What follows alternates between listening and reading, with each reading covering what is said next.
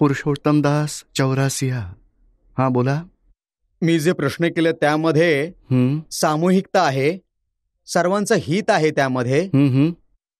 मला तुमच्या माध्यमातून त्यांचं जे उत्तर मिळेल ते सर्वांच्या जीवनामध्ये लाभदायी होईल.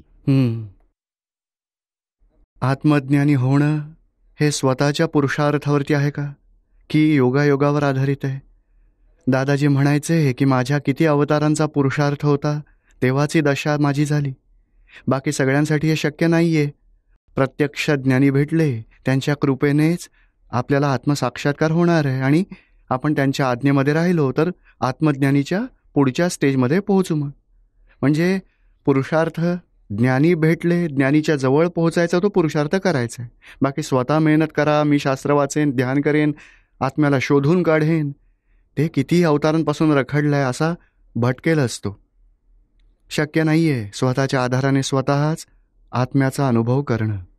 जो स्वतःला आत्मज्ञानी मानतो त्याच्या पतनाची संभावना काय? स्वतःला आत्मज्ञानी म्हणजे ज्ञान घेतल्यावर तुम्ही मानू शकता की मी आत्मज्ञानी आहे, दुसऱ्याला ऐकवण्यासाठी नाही आहे. दुसऱ्याच्या चुका काढण्यासाठी मी आत्मज्ञानी आहे हे चूक आहे असं नाही. हां, ज्ञान मिळालं आहे तर समजू शकता की मला दादाजींचं ज्ञान मिळालं आहे, मला आत्मज्ञान प्राप्त झालं आहे. पण अहंकार आला तर मग पतन होणार आहे. अहंकाराने सगळं पतनच आहे. आत्मज्ञानीचं मृत्यूनंतर काय होत असतं? आत्मज्ञानी या मृत्यूला थांबवू शकतो का? काय लिहिलंय हे? इच्छा मृत्यू मागू शकतो का? नाही. तो देहाचा काहीच कंट्रोल ज्ञानीच्या हातात नसतो. त्याचं आयुष्य कर्म पूर्ण होताच देहापासून आत्मा सुटता येईल. आत्मज्ञानी अशा गोष्टींमध्ये नाही पडत. समजलं का? पूजा बलवानी.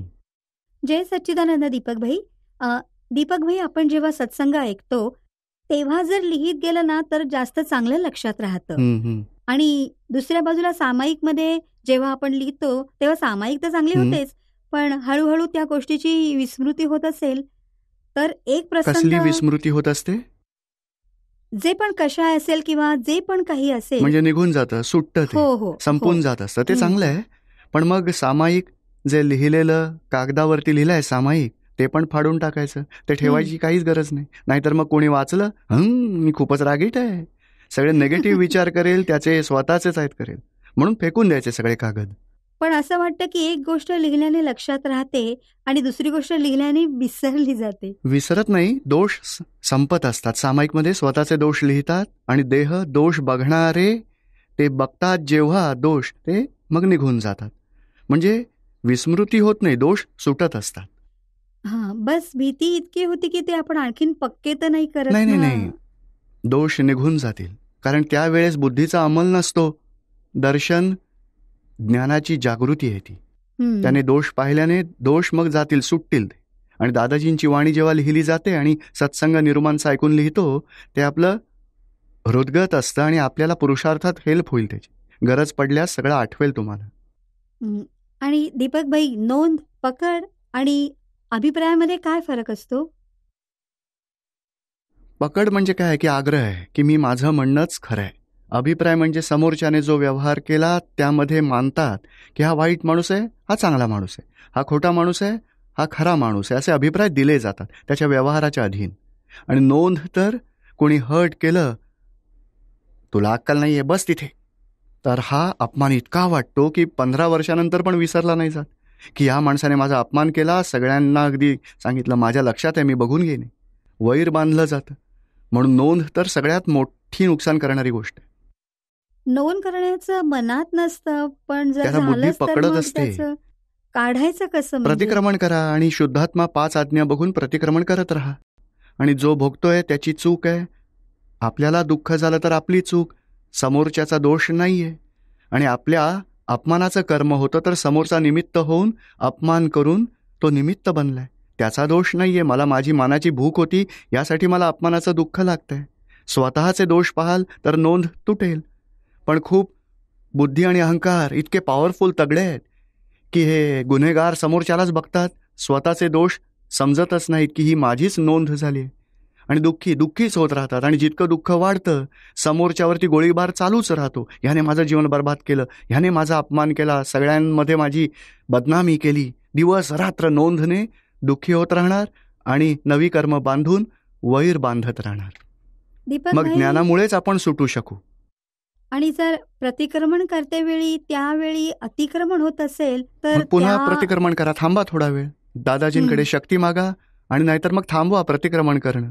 पण जेव्हा मग नॉर्मल कंडिशन येईल पुन्हा प्रतिक्रमण करा. म्हणजे किती दोषांची इंटेन्सिटी जास्त आहे की आपण प्रतिक्रमण करायच्या वेळेस अतिक्रमण चालू राहतं.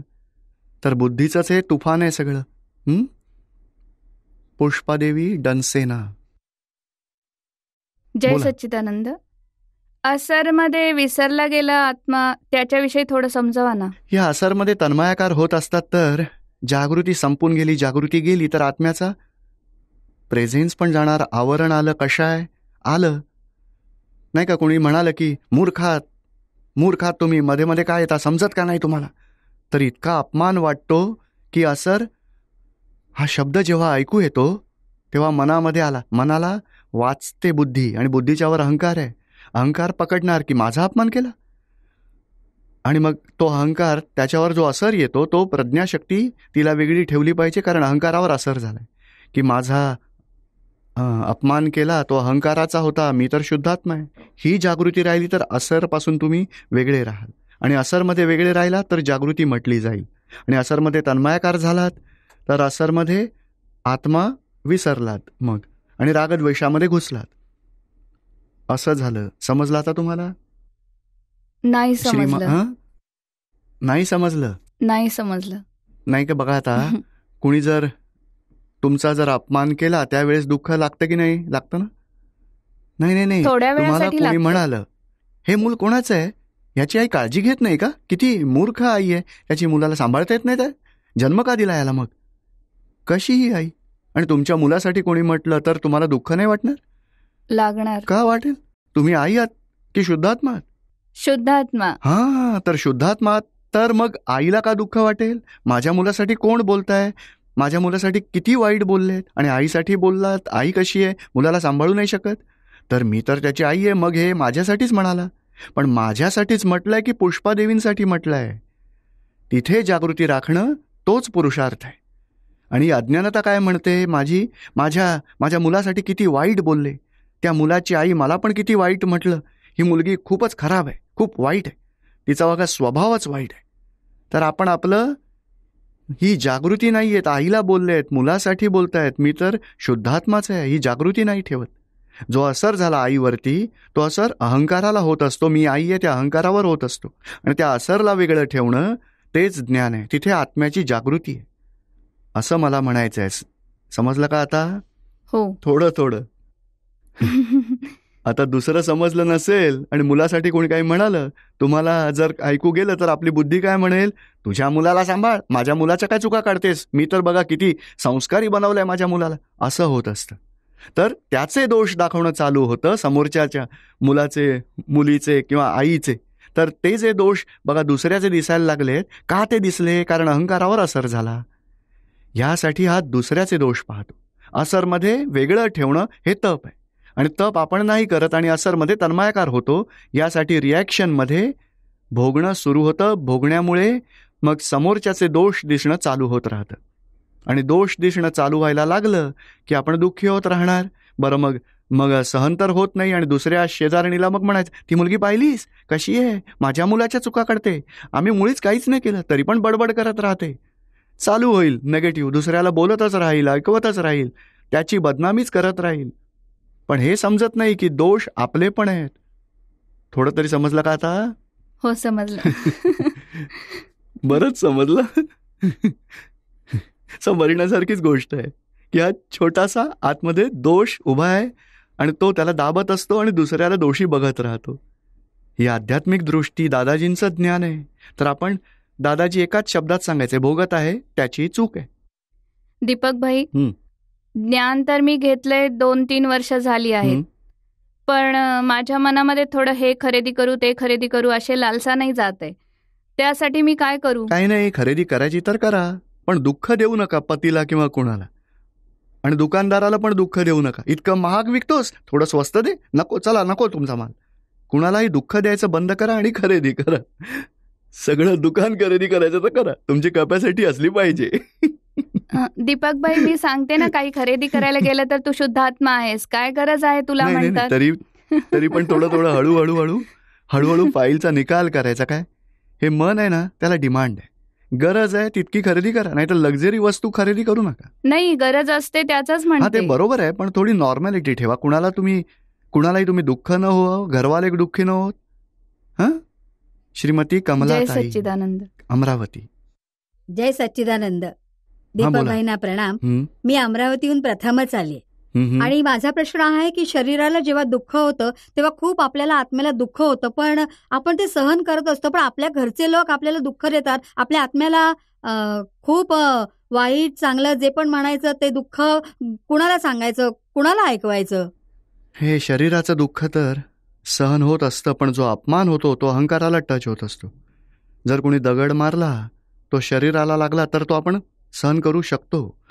पण अहंकार, जे शब्द बोलले जातात, शब्द हे दगड, शब्दरूपी दगड आहेत, ते सरळ शरीराला दुःख देत नाहीत, कानाला पण दुःख नाही देत, अहंकाराला दुःख देतात. आणि अहंकाराचं दुःख हे ज्ञानानेच मिटू शकतं, की मी स्वतः कोण आहे, कमलाताई कोण आहेत. वेगळेपणाच्या जागृतीनेच अपमानाचं दुःख सहन करू शकतात आणि अपमानामध्ये दुःखी नाही होणार, ज्ञानामध्ये राहून समतेमध्ये राहू शकाल. ज्ञानाच्या जागृतीचाच पुरुषार्थ करणं आवश्यक आहे. हे ज्ञान तुम्हाला उद्या मिळेल, मग ज्ञानामध्ये राहायचा निश्चय करा. मला दादाजींच्या ज्ञानात राहायचं आहे, या शब्दांच्या परिणामातून तुम्ही मुक्त होत जाल हळूहळू. आणि माझ्या मुलांसाठी पूर्ण कर्तव्य निभावत आले आजपर्यंत. आता मुलं म्हणतात, मम्मी तू असं केलंस, तू असं केलंस. हे आपले पूर्व मागच्या जन्मीचं काही आहे का त्यामध्ये दोष? हा, मागील जन्माचा आहे आणि मागील जन्मामुळेच ते आपल्या इथे मुलं होऊन आले आहेत. तुम्ही त्यांची आई बनून आलायत. पण मग आईचा जो मोह आहे तो मुलांच्या मागे पडतोय. तू अभ्यास नाही कर, तू टीव्ही बघतोस, तू खेळत असतोस, हे कर, ते कर, अभ्यास कर, इतका सगळा आग्रह करतात, इतका सगळा त्याच्या मागे आग्रह करून बोलतात त्याच्याशी. तो अपसेट होत जातो. मग तो म्हणणार, तू माझ्या मागे मागे हे केलंस, तू माझी आई अशी आहेस, तशी आहेस. बघा, अहंकाराची टक्कर होते, मग एक दुसऱ्याला दुःख देत राहतात.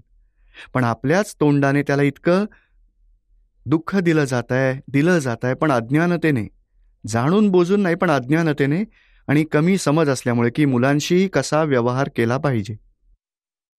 नाही दीपक भाई, मुलांची लग्न झाली आहेत, मोठी आहेत. हो, पण ते लहान होते तेव्हा हा. हेच केलं होतं तुम्ही.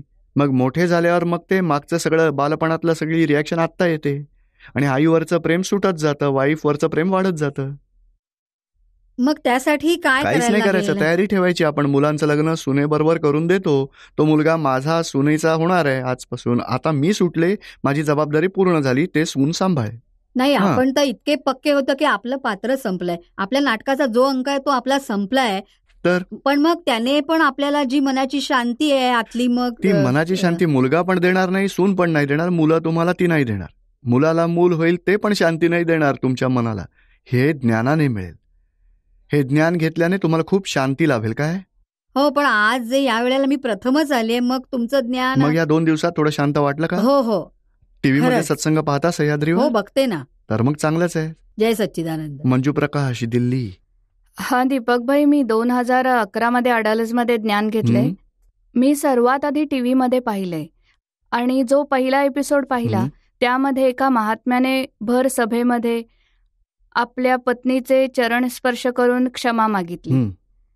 आणि फाईल नंबर 2 ने पण त्यांची क्षमा मागितली.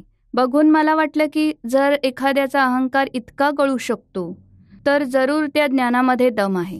हं.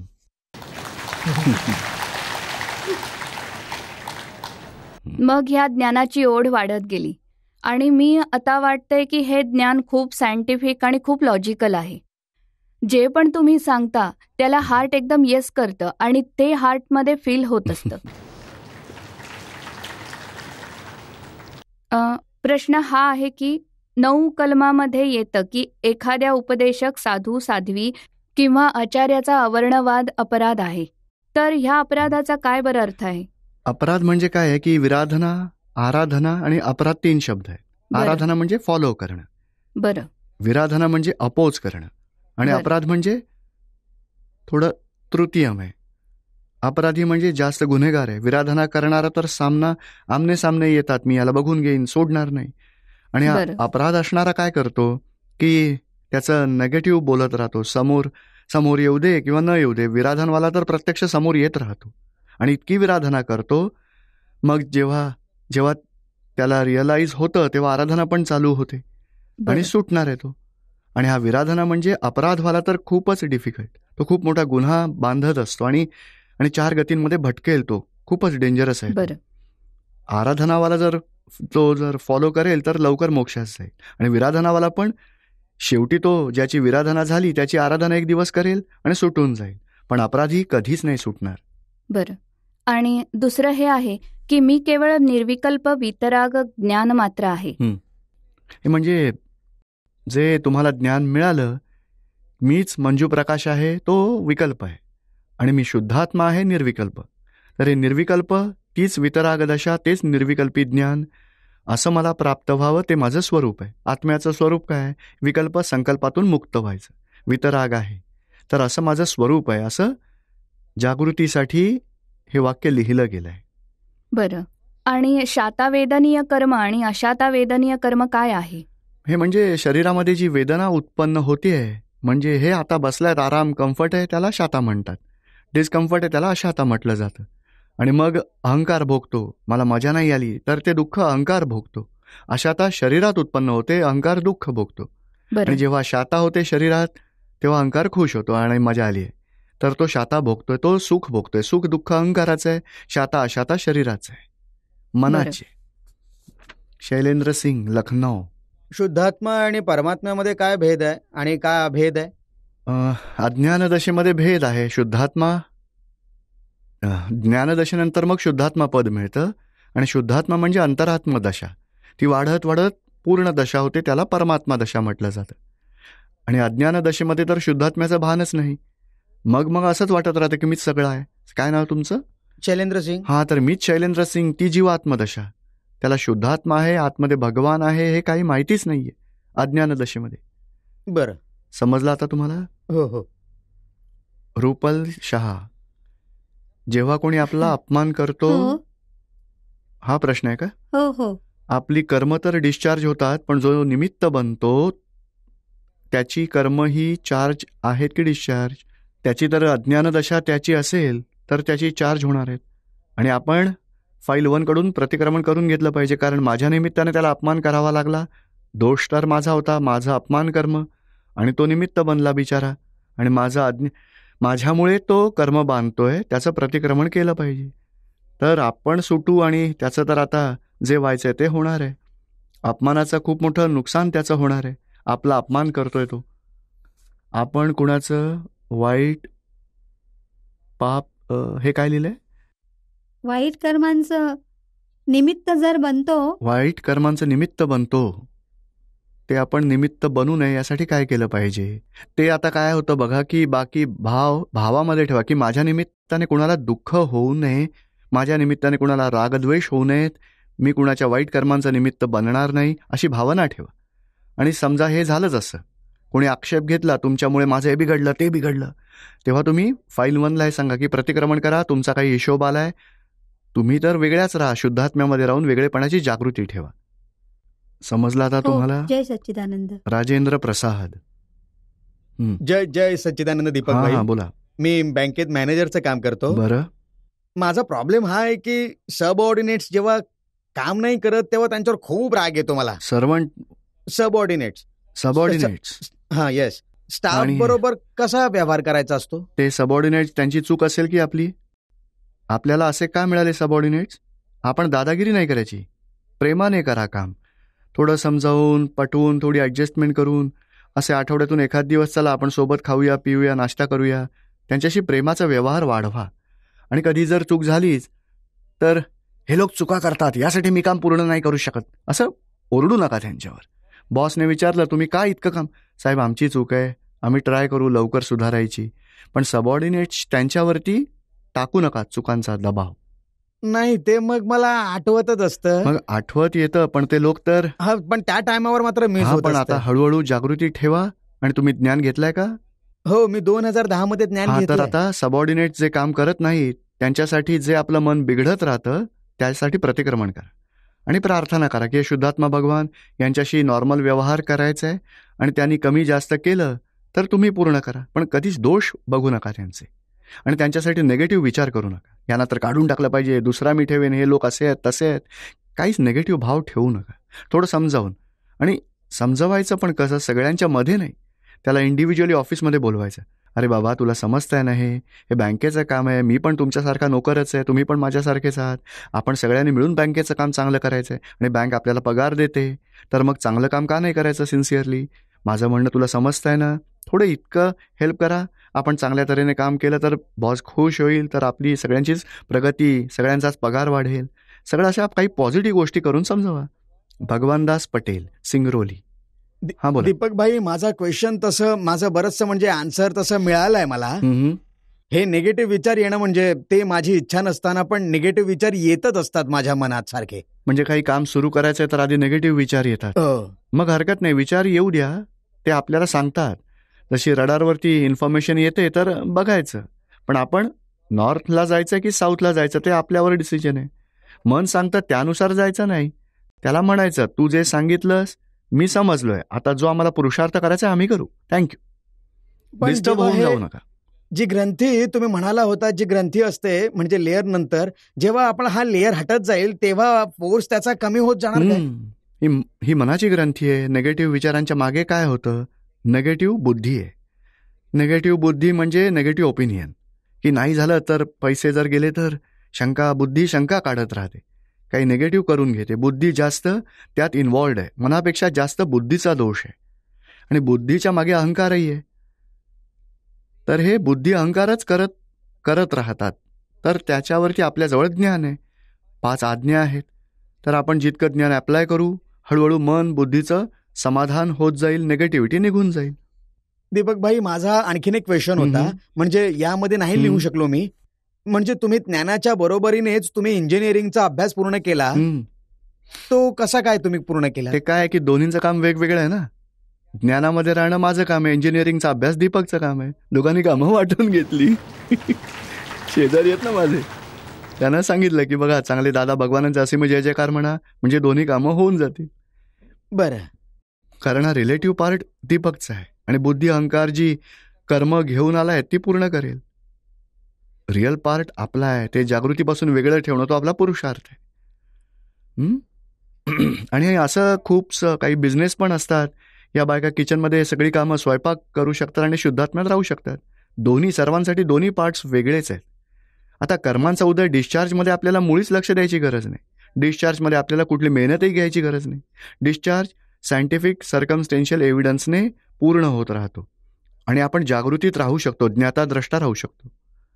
तेच खरं आध्यात्मिक ज्ञान आपल्याला मिळालं आहे, की वेगळं कसं ठेवायचं आणि डिस्चार्जला बघायचं कसं वेगळं. समजलं आता तुम्हाला? हो, ठीक आहे. जय सच्चिदानंद. रमेश रूपला. पूज्यश्रींच्या चरणांमध्ये कोटी कोटी नमन.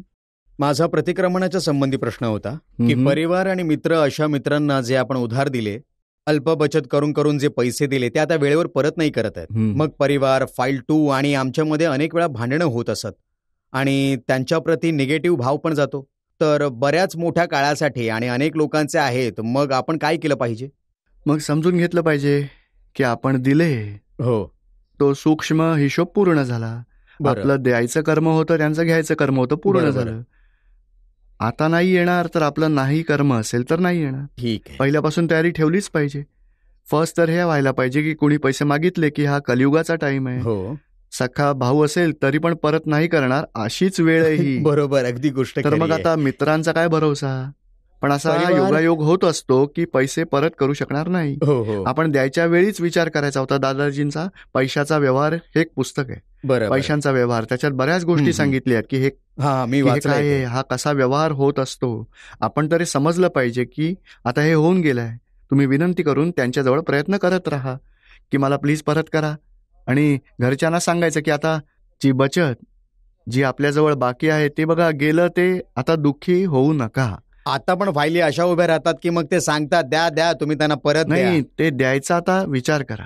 आधी जुने परत करा, मग देऊ आम्ही. नाही दुसरे लोक दुसरे लोक म्हणाले तर माझ्याजवळ जास्त बाकी नाहीये, मी जितके दिले तेच आलेले नाहीत, आता मी संकटात आहे, मला पैसे आलेच नाही. नाही हे भले आपल्याजवळ सरप्लस असतील तरी हा बरोबर एक वेळा बरोबर. नाही म्हटल्याने 100 प्रकारचे दुःख संपतात बघा. हा नक्कीच. बघा आता आधी बरोबर. दिले त्याचं किती दुःख चालू आहे. हो हो खरं आता आहे. जे बाकी आहेत ते अजिबात देऊ नका.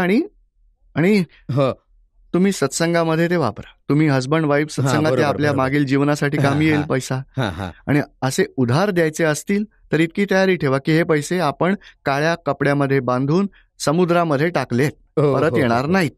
अशी नाही, तयारी असेल तरच उसने द्या, आणि बरं, नसेल तयारी तर देऊ नका. आणि बरं, पण मी- स्पष्टपणे नाही म्हणा की बाबा नाही, परत पैशाचा परत व्यवहार नाही करणं मागत मी. खूपच त्रासदायक गोष्ट आहे. तुम्ही माझ्या घरी या, प्रेमाने जेवा, चहा प्या, जा, पण पैसे असे मागणं देणं घेणं बंद करा.